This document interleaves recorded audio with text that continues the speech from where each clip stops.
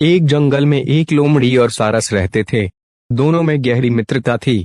एक दिन लोमड़ी ने सारस को देखा और वे कहने लगी, सारस भाई राम राम, कैसे हो? सारस बोला, लोमड़ी बहन मैं तो अच्छा हूँ, तुम अपनी बताओ। लोमड़ी को शरारत सूझी और वह कहने लगी, सारस भाई मैं तुम्हें अपने घर दावत पर बुलाना चाहती हूँ, कल तुम मेरे घर भोजन करने आना। दूसरे दिन सारस लोमड़ी के घर भोजन करने पहुंचा। दोनों ने एक दूसरे को राम राम बोला और फिर मीठी मीठी बातें करने लगे। कुछ देर बाद लोमड़ी दो परातों में बहुत पतली खिचड़ी बनाकर ले आई और वे सारस से बोली, सारस भाई आओ खाना खाएं। लोमड़ी तो जल्दी जल्दी खिचड़ी खाने लगी, लेकिन सारस की लंबी चोंच में खिचड़ी ना आई। उसे खिचड़ी ना खाते देख लोमड़ी मन ही मन बहुत खुश हुई और झूठी चिंता दिखाते हुए सारस से पूछने लगी कि क्या बात है, तुम्हें पसंद नहीं आया?